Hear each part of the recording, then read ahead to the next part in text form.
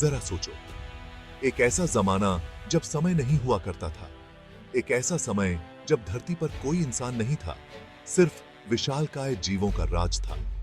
एक ऐसी जगह जहां सिर्फ विशालकाय जीव रहा करते थे।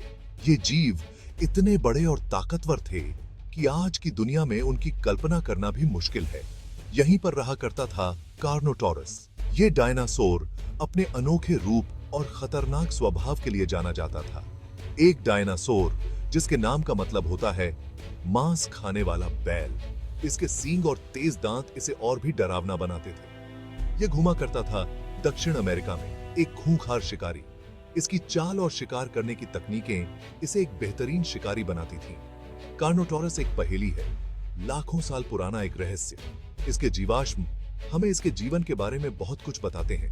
हमें इसके बारे में सिर्फ एक ही कंकाल से पता चला है, जो मिला था अर्जेंटीना में। इस कंकाल ने वैज्ञानिकों को इसके जीवन और व्यवहार के बारे में कई सुराग दिए हैं, लेकिन वही एक कंकाल हमें एक कहानी सुनाता है। एक कहानी जो हमें इस अद्भुत जीव के जीवन की झलक दिखाती है। एक ऐसे जीव की कहानी जो अजीब और डरावना दोनों था। इसका जीवन और इसके रहस्य आज भी हमें हैरान करते हैं। कार्नोटोरस एक थेरोपॉड था, यानी मांस खाने वाला। अपने रिश्तेदार टायरानोसोरस रेक्स की तरह यह भी दो मजबूत पैरों पर चला करता था।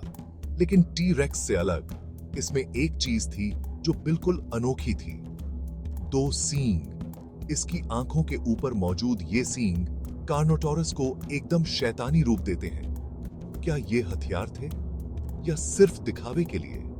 वैज्ञानिक आज भी इस पर बहस कर रहे हैं, लेकिन एक बात तो पक्की है, ये कार्नोटोरस को तुरंत पहचानने योग्य बनाते हैं। अतीत का एक भयानक सपना। कार्नोटोरस क्या शिकार करता था? क्या यह जंगल के घने पेड़ों के बीच छिपकर अपने शिकार पर हमला करता था? हम सिर्फ अनुमान लगा सकते हैं। वैज्ञानिकों ने इसके जीवाश्मों का अध्ययन किया है, लेकिन इसके शिकार के तरीकों के बारे में अभी भी बहुत कुछ अज्ञात है। इसके मजबूत पैर बताते हैं कि यह तेज दौड़ सकता था। इसकी गति और चपलता इसे एक खतरनाक शिकारी बनाती थी। हो सकता है कि यह छोटे डायनासोर का पीछा करके उन्हें शिकार करता होगा।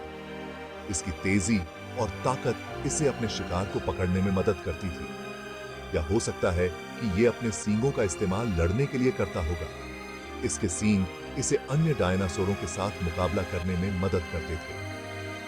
कुछ लोगों का मानना है कि यह विशाल सौरोपॉड्स का भी शिकार करता होगा, जो धरती पर चलने वाले अब तक के सबसे बड़े जानवर थे। यह एक अद्वितीय शिकारी था। क्या यह चुपके से वार करता था? क्या यह अपने शिकार को धोखा देकर पकड़ता था या सीधे ताकत का इस्तेमाल करता था? क्या यह अपने शिकार पर सीधे हमला करता था? यह रहस्य अभी भी बना हुआ है। कार्नोटोरस के शिकार के तरीकों के बारे में जानने के लिए और भी खोज की आवश्यकता है। भाग 4, हड्डियों के रहस्य। कार्नोटोरस का वो अकेला कंकाल हमें बहुत कुछ बताता है, लेकिन साथ ही हमें बहुत से सवालों के जवाब भी देता है। इसकी बाहें बहुत छोटी थीं, लगभग बेकार। क्यों? हम नहीं जानते। इसकी त्वचा जो पत्थर में संरक्षित है, उसमें शल्कों और उभारों का एक पैटर्न दिखाई देता है। क्या यह सुरक्षा के लिए था?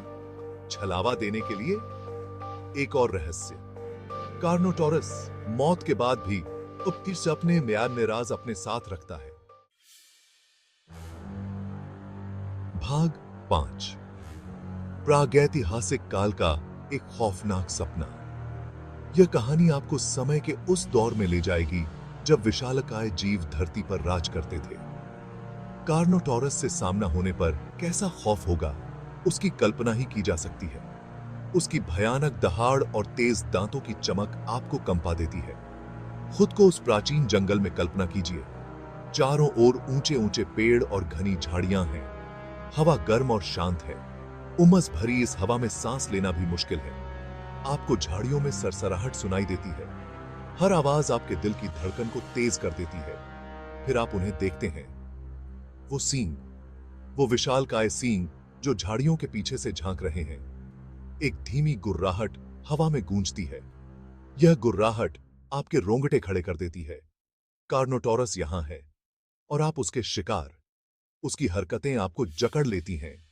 ये जीव हालांकि विलुप्त हो चुका है, लेकिन फिर भी अपनी ताकत रखता है। उसकी ताकत और भयानकता आज भी जीवंत है। डराने की ताकत, मोहित करने की ताकत। उसकी उपस्थिति आपको स्तब्ध कर देती है। प्रागैतिहासिक काल का एक सच्चा खौफनाक सपना। यह सपना आपको कभी नहीं भूलने देगा।